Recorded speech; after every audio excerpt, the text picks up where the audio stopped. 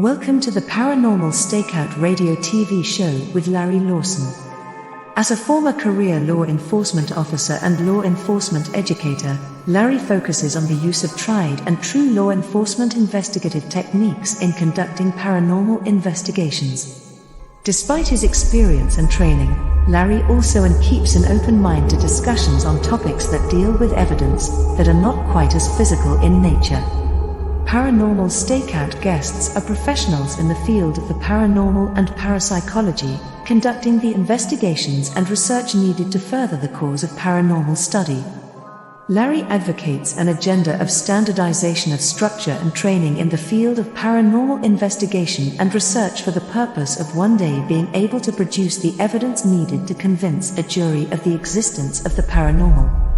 Whether it is ghosts, UFOs, unsolved mysteries, hauntings or cryptids, no topic is beyond the investigative reach of Larry Lawson and the Paranormal Stakeout Radio TV show team.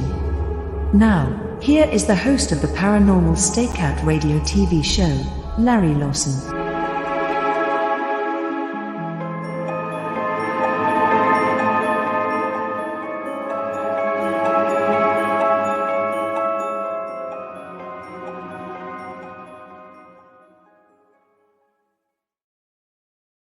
And good evening, everyone, and welcome back to Paranormal Stakeout. I'm your host, Larry Lawson, coming to you from the headquarters of the Florida Bureau of Paranormal Investigation and Indian River Hauntings down here in beautiful Vero Beach, Florida.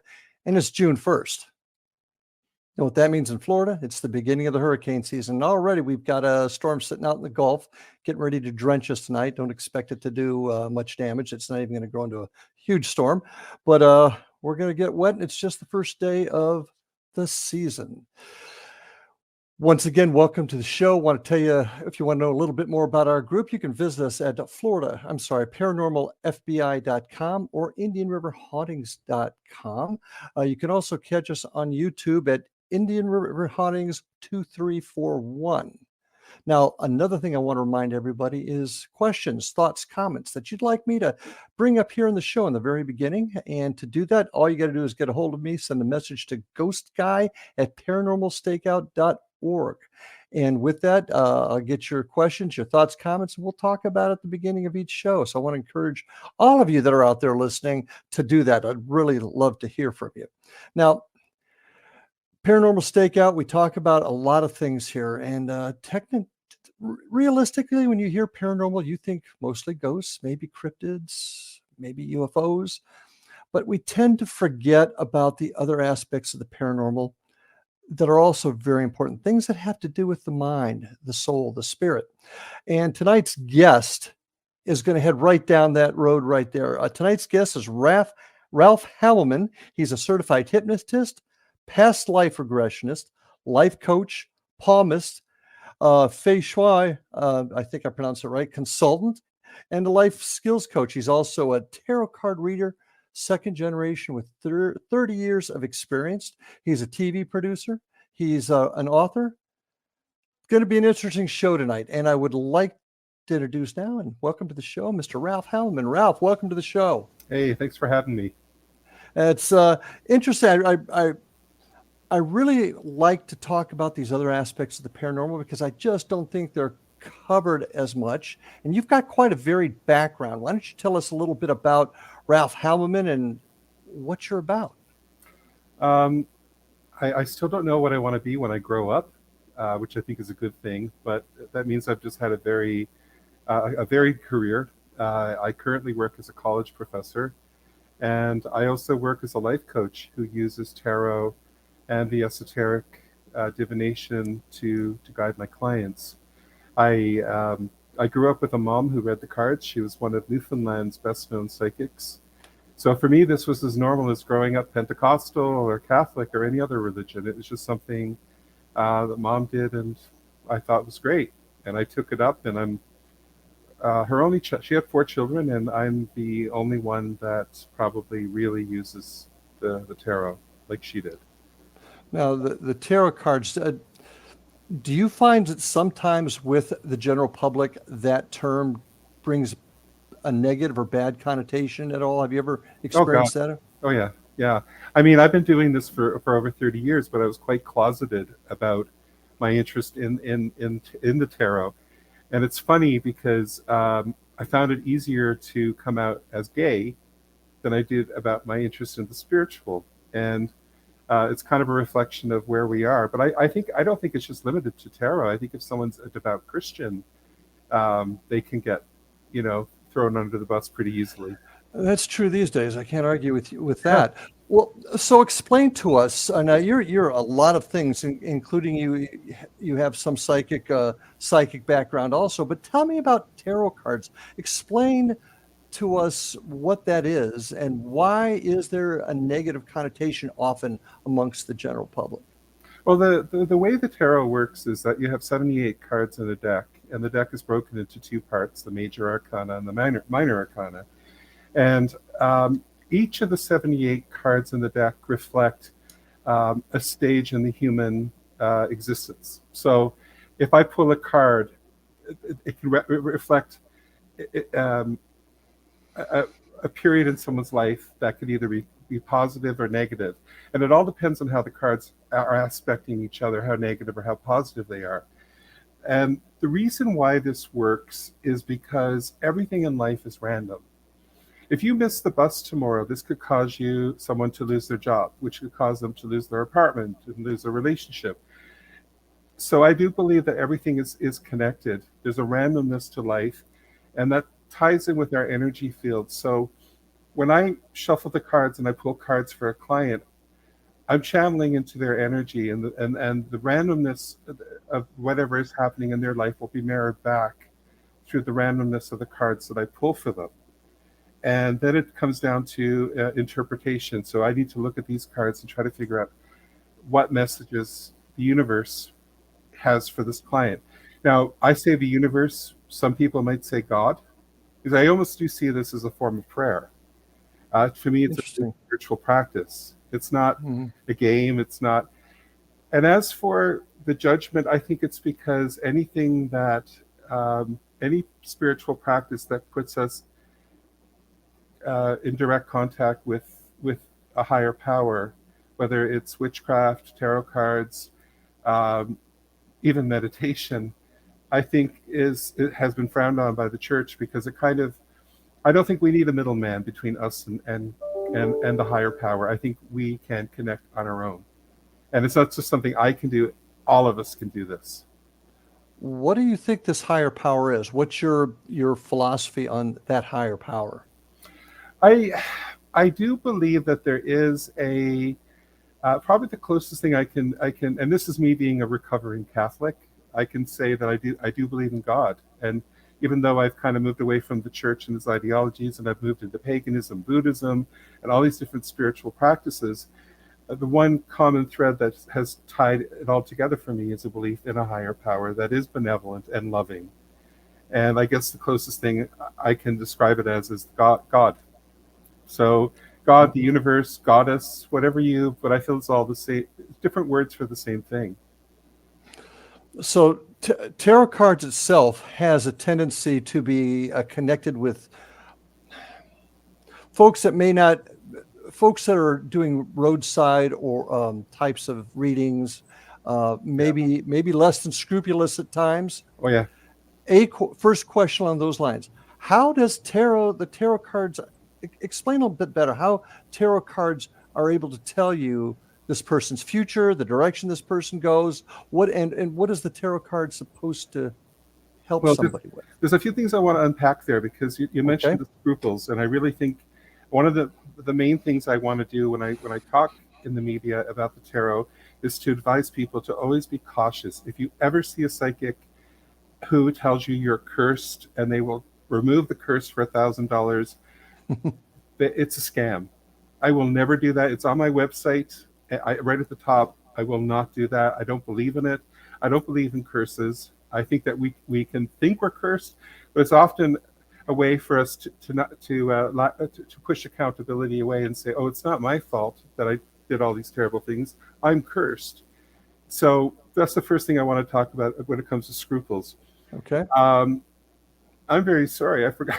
I got so caught up in that passionate speech. I forgot what your other Well, let's. I want to talk about how you think the energy or whatever on the other side manipulates or puts the tarot cards out to your client and what that means. We'll get to that in a minute because you really hit something on something very important to me also, and that's the ethics of it all. Yeah. Because people that tend to, and correct me if I'm wrong, but search you out, just like they might search us out to deal with a haunting in a house, they're hurting. There's many times some other issue in their life that's causing them distress, and what we do can actually make it worse. Yeah. If we're not careful. So let's talk we're coming up on our first break here in a few minutes, but let's talk about those ethics and how we avoid hurting other people. Well, I mean, the thing is that most people who come to me, you're absolutely right. They are hurting. They are vulnerable. And when you're dealing with vulnerable people, I think that ethics are all the more important my ethics are, I won't tell a client what to do. I will paint a picture of different outcomes and let them decide how they want to move according to what I see. I don't even make predictions. I'm a psychic who doesn't make predictions because I think that we're all in control of our fate, and I don't want to take away anyone's personal power. And don't get me wrong, I use my psychic ability, but I'd rather use it to help a person manifest than to help them predict a future that might not be what they want. So to me, what I offer is more valuable. What do you mean by manifest? You want to help them manifest? Tell me. Well, what you mean by that. By combining my background as a life coach with the tarot, life coaching is all about, working with the client to identify goals and figure out how to reach them. So I'll sit with a client, do some life coaching, say, okay, let's figure out what you want out of life. And then I'm going to pull the cards and figure out how you can get it. So to me, that's way more empowering than saying to someone, this is your future, you're stuck with it. Oh, sucks to be you. Because that doesn't help anyone. I'd rather say, okay, what do you want out of life? Let me ask the cards if there's a way for you to get there. Because what it does is it creates accountability and empowerment. And that's really in line with my work as a life coach and my own personal philosophy. Okay.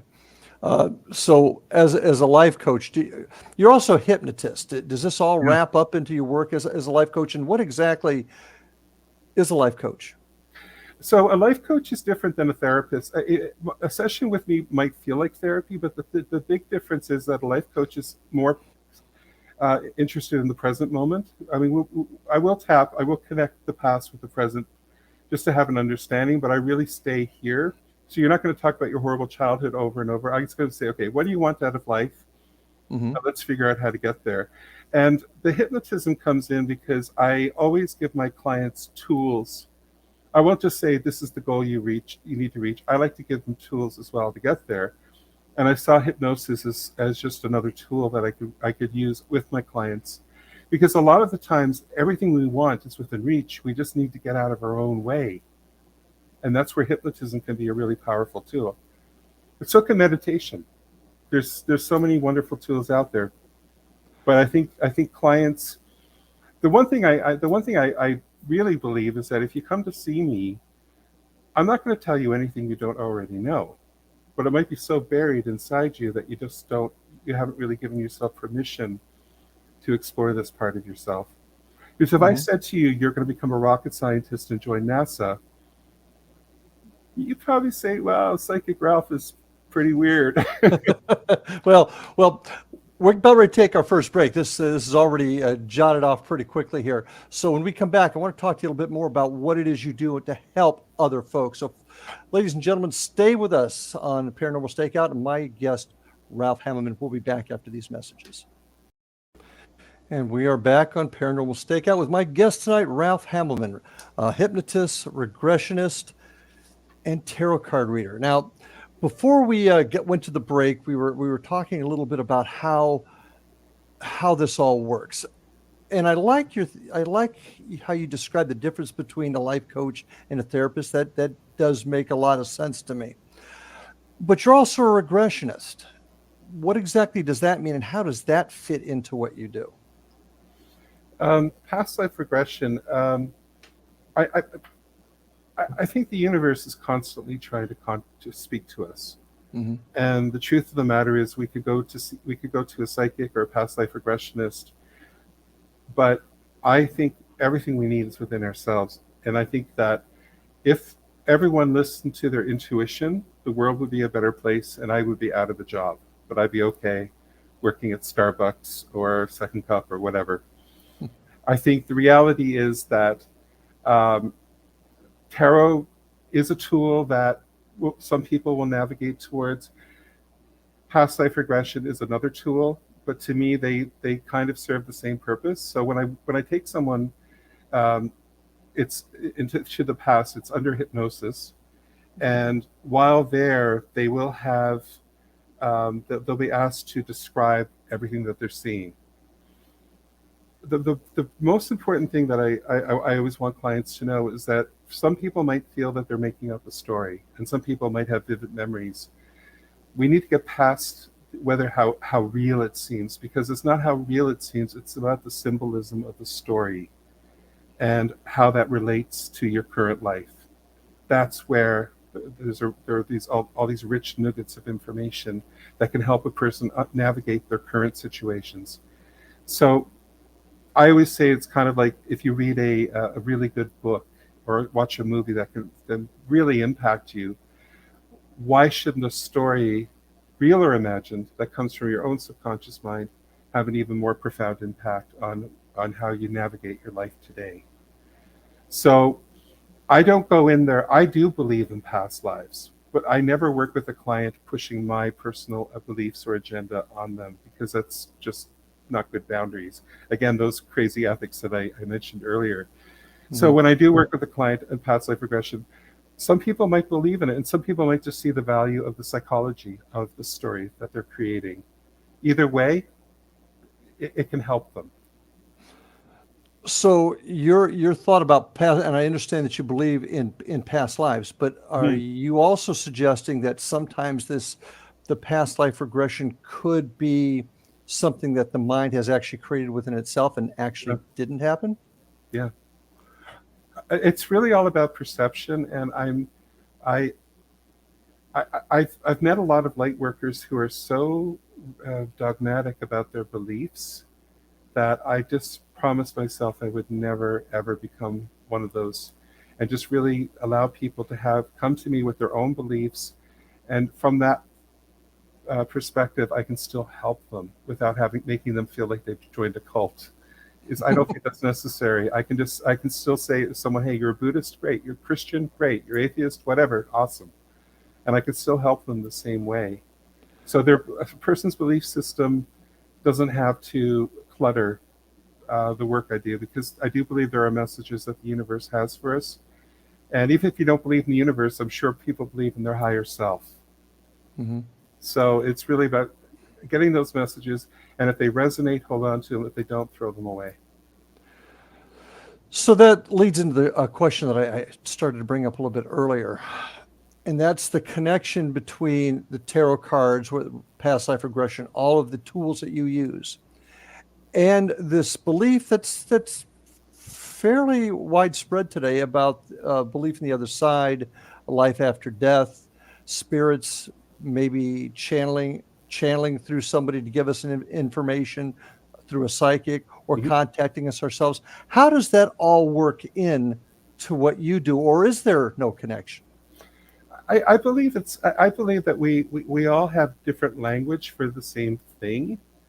I mean, I don't think that I think that all religions have their beauty, and I think they all have their brilliance. They all have their shadow, and there's been some really terrible things done in the name of religion. Mm-hmm. I do believe that I'm not a medium, but a medium works with spirit. I work with the universe. I tend to wonder if it's really the same thing, that maybe we're using different words for the same thing. And I try not to get caught up in the semantics of it all, because I think we're spending too much time trying to discuss the message rather than listen to the message. We need to kind of step back and say, okay, there's a message here.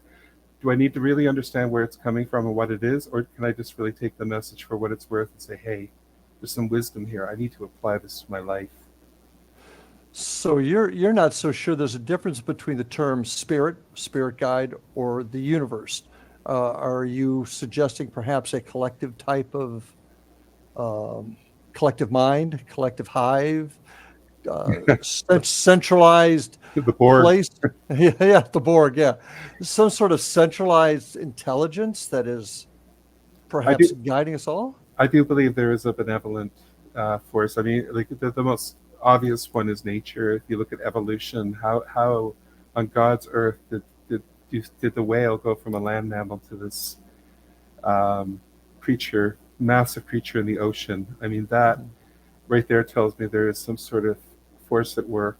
Um, and I've seen it so often with the work I do. But I try not to get too caught up in the labels and the because I don't. A lot of my clients are South Asian, so I get a lot of clients who are Hindu. Okay.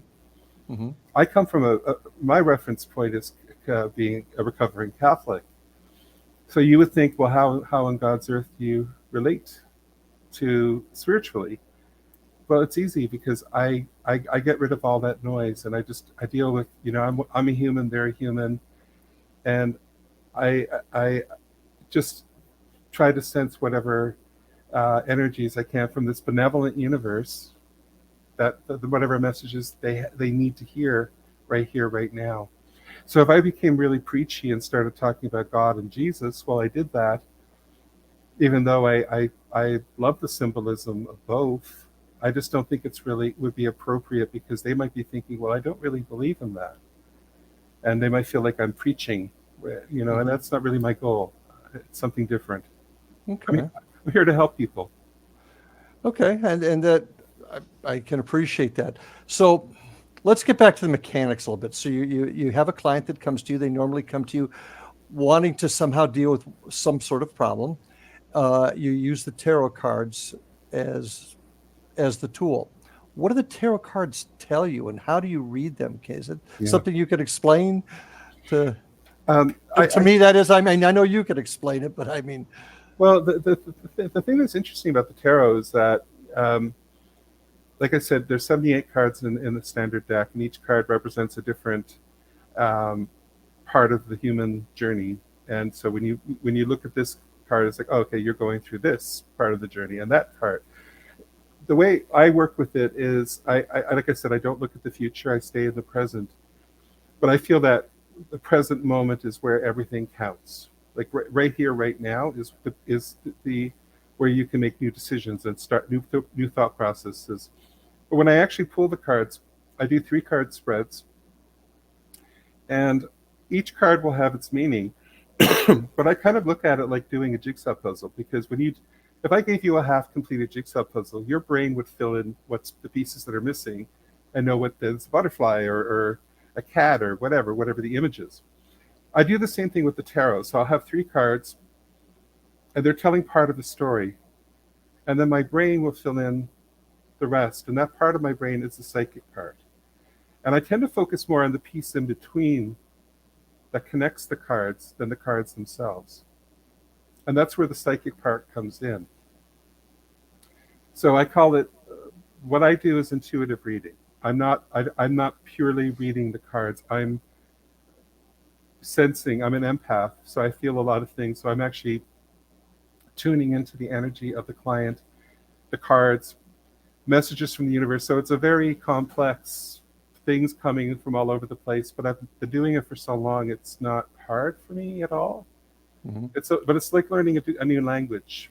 If you started learning to speak French, in the beginning you might find it difficult, but after a while you're fluent. And I'm at a point now that I've been doing this so long, there's a fluency, and at least I would hope there is. Maybe I need to work at Starbucks, or that wonderful coffee place. I was watching your commercial thinking, wow, that looks really good. But yeah, so it's really about just trusting yourself too, because I think when I first got into reading, I would get information and I would doubt it, and I would think, oh no, I can't. And then I would, they would mention their partner's a Gemini. I'd be like, I knew that. I should have said it. And I think a lot of psychics struggle with that too. Just really trusting the information that is coming and just say it. And it's okay to be wrong.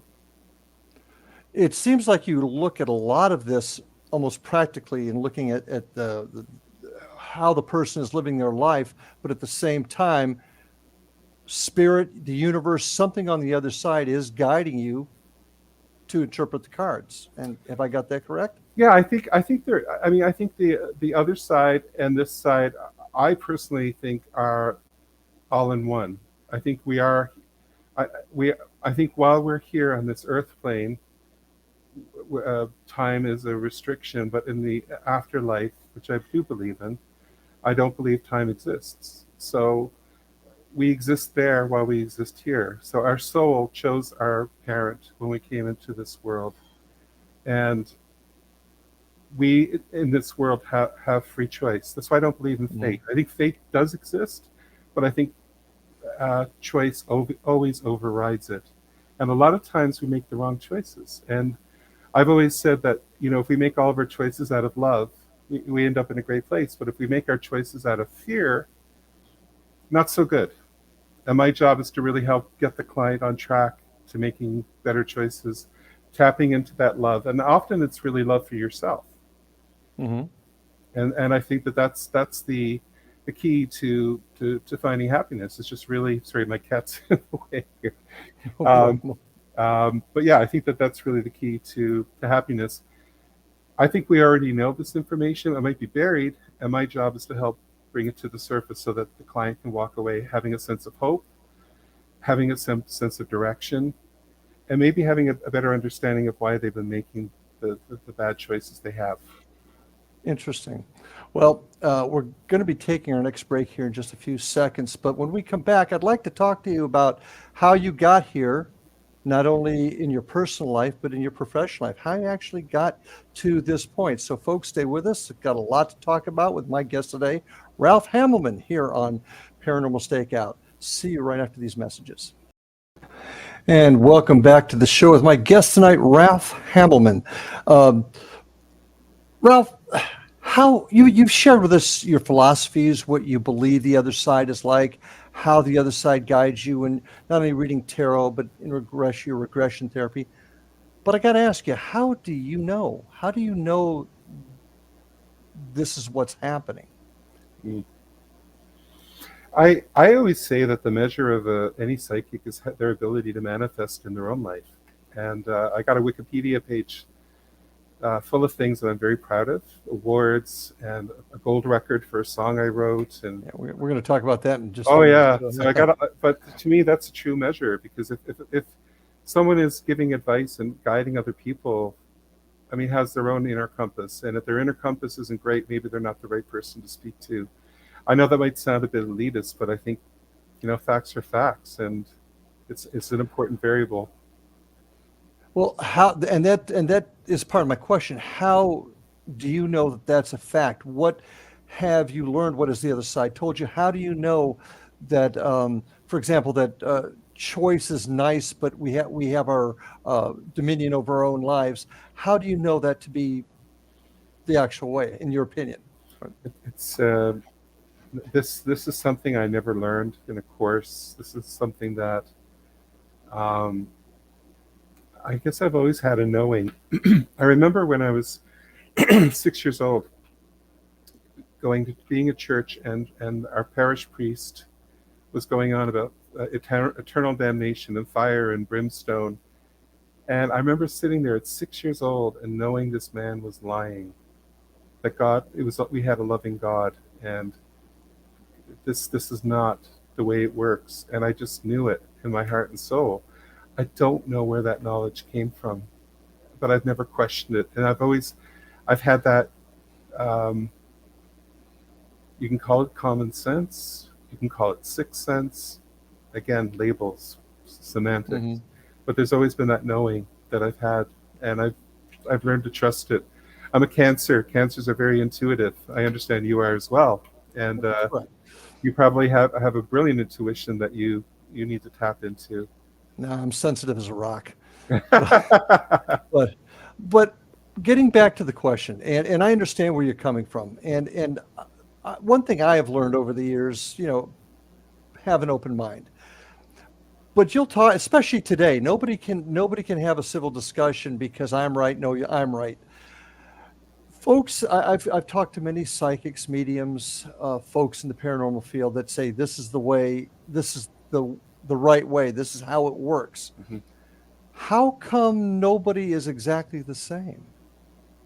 How does one person know Yeah. they're right, but maybe the other person right? Am I making sense Yeah, there? and that's why I'm the guy who doesn't want to define anything and use semantics and get caught up in that language, because Hmm.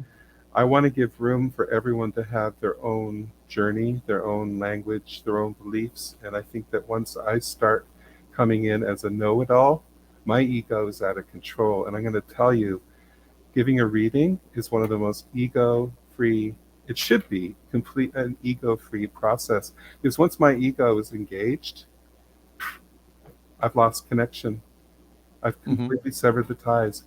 So once you just kind of let go of everything you believe, focus on what the client is going through and what their higher self and how you can connect them with that, it's a clear path. But if your ego's involved and you're like, well, no, this is what I should do and this is what they should do, it's no longer a reading. It's no longer a spiritual process. You become a lecturing parent, Hmm. and it's a different way of doing things. Is that and I do not want to put you in a position of judging others, so don't Yeah. misunderstand me, but as a rule in your field with your helping folks, is that a common problem? Or is it, or do most folks, in your opinion, in your field, are able to check their egos such as that way? I've met a considerable amount of psychics. I mean, my mother's a psychic. Um, I think in their heart they all want to do the right thing, but there are people in the industry who just want to make an easy buck, and those are the ones who talk about curses. They don't give a damn about people. They really want to make money, exploit the vulnerable, and they give all of us a bad name, and it kills me. It's just an awful thing. How do we police that then?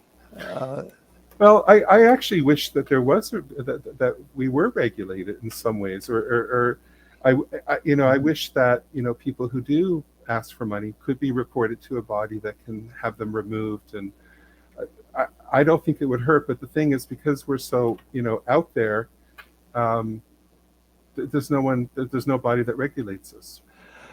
then how do we prove to folks this person's a charlatan rather and this person is honest and ethical? How do we prove that? Do you have any I have advice or thoughts there?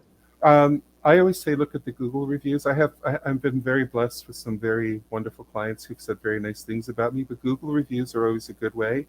Don't just read the good ones, read the bad ones. I have a couple of negatives. Read them. Maybe you Mhm. might say, hey, he's not for me, and that's fine.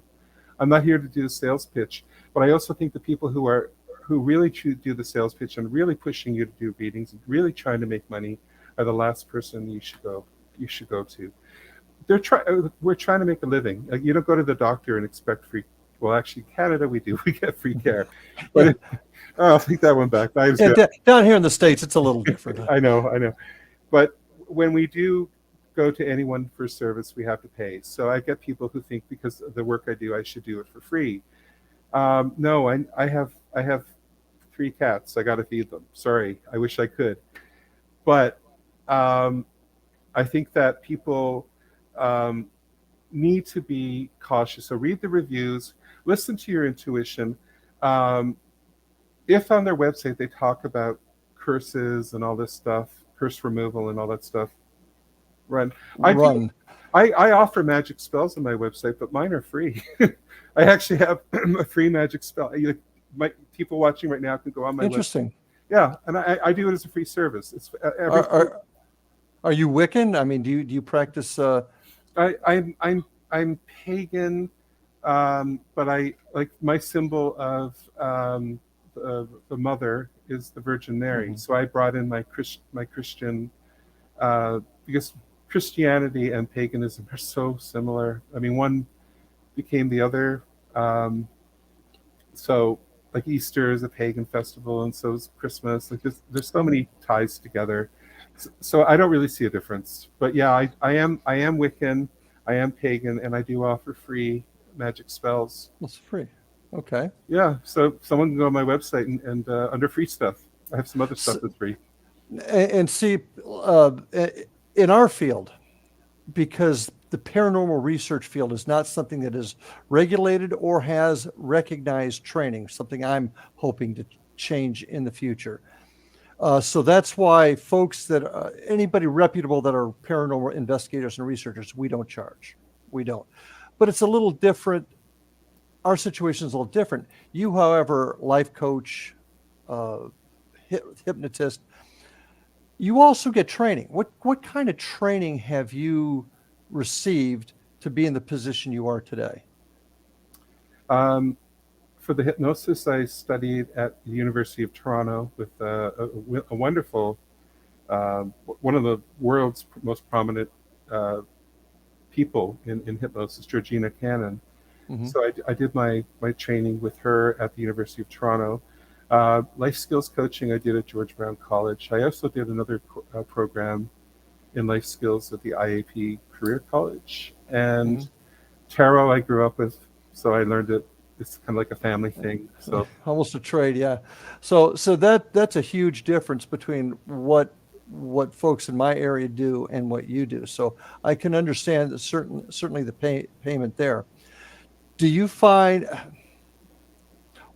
that the folks that come to you are looking for answers from you just from the tarot, or do they listen to your training? They listen to your advice from your training? I think the because I fall under the psychic category, I'm Psychic Ralph, it's my brand. Yeah. I think clients come to me expecting it to be all tarot, and I say all over my website, it's like I will do life coaching, and I have to figure out the lay of the land before I had a client the other day who came to me and said, I said, what's your goal? And she said, I want to improve my finances. I said, great, let's do some life coaching. In 2 minutes, I realized the issue wasn't her finances, it was the fact that she had a partner that hasn't worked in 10 years. So yeah, that was having an effect on her finances, but if I had just jumped in with the tarot, I would have gone down the wrong path. So the life coaching helps me to figure out really what the issue is, and then from there I can start pulling cards. It is a hybrid. It's not just one, it's not the other, it's both. They go together really well too, actually. Well, once again, I'm interested in the fact that you combine the practical, for lack of a better term, as well as the spiritual with the tarot cards. Yes. How folks that are in your business with the tarot cards, how often do they have the same type of therapy type training that you have to go along with it as compared to just straight tarot? Is that the life coaching there's more and more psychics who are working from that point of view. It's not mainstream, but it's definitely becoming more of a thing. And I mean, fortune telling is something I don't do. It's the predictions. I don't think it helps people, and I don't really know if it's tapping into the energies that I want to tap into. Whereas I feel what I'm doing as a life coach, I'm really working with the higher self and the potential of what the person can have. when you're dealing with folks, and obviously you're right, they're going to see tarot, and the fact that you're psychic, Ralph, how often do they come to you talking about visitation or connection to the other side? Oh, I get it. I do get it sometimes. I've had clients who believe they're cursed. Mm-hmm.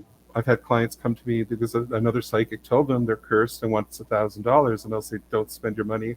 And I will actually do a prayer with them for free as part of the session. They'll say, "Look, save $1,000 as part of this session. I will, do a prayer, but you're not cursed." Mm-hmm.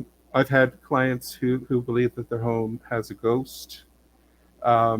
And I think a lot of these times, if we are feeling psychologically vulnerable, if we're going through a really hard time, that's when we become more, we draw this energy in more. And so when I work with those people, it's really about how to boost their energy field. I do have some tools that can help them with protection. And I'm going to say, I also have some recipes for free on my website under free stuff.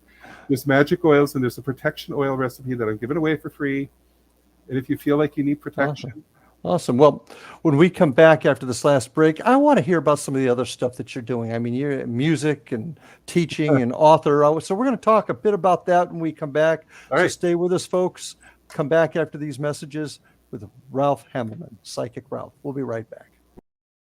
And we are back on Paranormal Stakeout. My guest tonight, Psychic Ralph Hamelmann, and it's been a pleasure. We've covered a lot of ground tonight. I find it very, very fascinating what you do and how you do it. But I want to remind everybody out there also to check us out at paranormalfbi.com or indianriverhauntings.com, and you can check us out on YouTube at Indian River Hauntings 2341.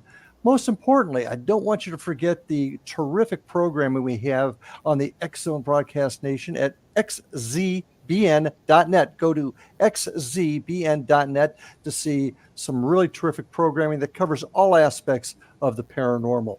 So with that, Ralph, we've talked a lot about what you do, delved into your philosophy, your ethics, but you do so many other things besides just tarot card reading and life coaching.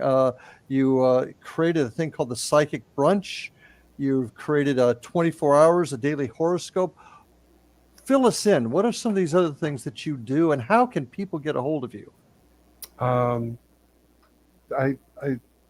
I feel sometimes having too many options is worse than not having enough, because I think there's so many things I love doing.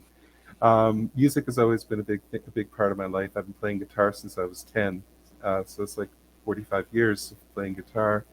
I have a gold record for a song I co-wrote. I co-wrote a couple of other songs that hit #1 on iTunes Canada's one of their charts. And the book I published was a comic book, because I used to have a syndicated cartoon strip way back in my 20s. This is like in another life. And I did all these things, and I feel that a lot of psychics that I've met are highly, highly creative people. And I think you need to have a creative outlet in addition to this, because the work that I do with people can be very intense. And it's really nice to be able to take that energy and just put it into a song or put it into a cartoon. And I just think it's a vital part. I just feel very blessed that I've been able to do that work and get recognition for it. In order to reach me, I have a website, psychicralph.com. And on my socials, is it okay if I share the socials, or? Sure. I had to write them down because I'm an old man who doesn't use it that often. Instagram, it's Ask Psychic Ralph. There's a picture of me with my cat in the picture. On YouTube, it's Psychic Ralph. And TikTok, Ask Psychic Ralph. I have a new series I started, which is an advice column. So I have first half of it is advice for people who want to send in questions. And then the second part is I take a look at different people in pop culture and do a reading on what's going on there. So that's a new project I started about a month ago. Mm-hmm. What's that called? Ask Psychic Ralph. Yeah, okay. So if you go on my socials, that's really predominantly what you'll see there. Okay. What is the Psychic Brunch? What is your founder of that? It's back in 2003. What was that? Psychic Brunch has been on hold since COVID, but we're probably coming out of retirement very soon. I've been in talks with a couple of psychics. The way it worked is you would come to the event. It's an in-person event, not online, and you would get 2 or 3 readings from 2 or 3 different psychics, bundled together with a meal voucher. So you and a friend can go out, and so the reading becomes more of a social activity. So you and your girlfriend can go out and get a reading and have a meal. It's kind of fun. What I understand it's a creative outlet, but what are you hoping to accomplish by getting out like this? As a psychic? As a psychic, all the things that you do, the Psychic Brunch, your advice page, what is your goal? What are you wanting to do with that? It's funny. I mean, as a life coach who works on goals, you would think I would have more of a clear sense. I just feel compelled to do this. I just really, I for years I did this work very much in the closet. I did this. That's why I started the Psychic Brunch, because my name wasn't out there. It was the Psychic Brunch where I did readings, and during especially during COVID, the event stopped. So I would say probably about 10 years ago, though, is when I finally came out as a psychic. And like on my social media on Facebook, the people I have as friends there see me as, maybe I was their college professor, friends, colleagues, and all of a sudden I'm outing myself. And I'm sure as a former police officer who's now working in paranormal investigation, you can probably really relate to what I'm talking about. You're going from one world to another, where some people raise their eyebrows, but I am. I have to be authentic. How much pushback, anger, distrust have you personally been subjected to or had to go through in this? None. Really? Yeah. I haven't experienced any directly, but I have seen, like when I watched what's it, not Colbert, but the other British guy who does the John Oliver. He did a nasty segment on mediums. He basically said they're all crooks, and I thought, whoa, John, do your homework, do your research. You're putting everyone in one box. That's really offensive. For someone who's a liberal on the far left, come on, you're doing the very thing that you accuse the right of doing all the time. So, come on, hypocrisy much, right? My mother had a New Age store in Newfoundland, and I know that she would get crank phone calls, and I know she played them for me. It would bother me. This is my mom, But personally, not so much. But I'm in a very, very liberal-minded city, Toronto, and if any of your viewers hate people, like, don't call me. I'd like to keep my track record going really well. But I think one of the things too is that I think the way I present myself as well, that I talk about the ethics, and I really do come at this from the point of view of wanting to help people rather than get rich. I think people can feel that, and I do wonder if maybe that level of sincerity helps as well. But I also think where you live and what you also attract, it's really important that if someone is doing this work, that you have to really set psychic boundaries, that you don't want to attract people who are negative, and just say, no, I want to push it away. Are we ever going to be able to do that with mankind being what mankind is? Are we ever going to get to a point where folks will actually accept others? Well, I mean, if you'd asked me before 2016, I would have said sure. But in 2016, a certain event happened that made me question the direction humanity's going in. I won't mention it because I won't bring politics into your show. But we don't want to do that. No, we don't. No, but I do think that it kind of ties in with what I said earlier about choosing love over fear. I mean, if we go through life with fear, I think that we end up in a bad place. But if we go through life, trying to understand with a sense of curiosity, I think, will we ever get there? I don't know. I hope so. I think we are evolving, and I think that's why, like, this idea of past lives and coming back, is the whole purpose. Is kind of like putting water in a Brita filter, as you hope that eventually it will become pure. And I think that's the reason why we're here. We just need to learn. You've mentioned you're a college professor. Can you tell us where you teach? Is it? Yeah, I've been teaching at George Brown College for, oh my gosh, 23 years. And I started in the editorial program, which I still teach in. I run the work placement there. But my passion project, the course that I really love, is the public speaking course. I do like to talk, in case you haven't noticed.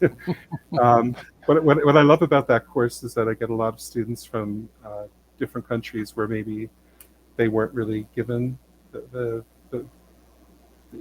weren't empowered to speak, Mm-hmm. and working with these people and helping them find their voice, build their confidence is profound. It is so rewarding. I would do it for free, but don't tell the college because they would probably take me up on that. Well, and I think that's what I'm getting at. You have this outlet to share your thoughts in. I'm a big believer in colleges are a place where everybody has a right to express themselves, but at least as an instructor, you have that opportunity to share that philosophy that hey. So I think that's very positive. Um, in our last few minutes together, where do you see Ralph Hamelmann going? Where will you be in 5 years? And what do you want your work to end up accomplishing? I feel like I'm doing my work on a micro level rather than a macro level. But I am um, adding something else to my skills. I'm in the process of doing this, where I want to become an emotional intelligence coach because I think that EQ is a really important thing, especially for men.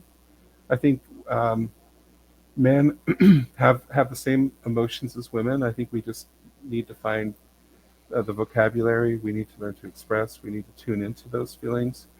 Um, Women are way smarter than men when it comes to emotional intelligence and maybe even every type of intelligence. But I do think that that is a direction where I really feel passionate about going. And again, it ties in really well with the other things that I offer. So I think that that is probably where I see myself in the next 5 years, really broadening. I continue doing. I still want to teach at the college. I mean, hey, I'm one of the few people that actually loves what I do. I get to help people for a living. That's amazing. I have the best job in the world. So, but I do think the emotional intelligence is an area where people need a lot of help, and that's kind of what I see over and over with my clients. I'll get women who, talk about their husbands, their lack of emotional intelligence. But then I'll look at those women and say, well, why are you drawn to the bad boy? You've got to work on your own emotional intelligence. So it's on every side, and I Mhm. probably have my own stuff to work on when I do the course, and I'm excited about that. Um, so I would say, if I had to describe it, I would say my mission is just to really help people, to help them grow, and just finding new ways to do it. I don't Mhm. ever want to land though. I always want to keep evolving because I think that's part of the fun. Well, it's been an interesting conversation. Unfortunately, as usual, I run out of time. I've got other places I'd like to go as far as questions that I have for you, but maybe we'll have to do that another time. But I want to thank you, Ralph, for joining us tonight. And I'd like to thank all of you out there for joining us also for this episode of Paranormal Stakeout. So until next time, stay safe, love your family, and we'll see you on the other side. Have a good night, folks.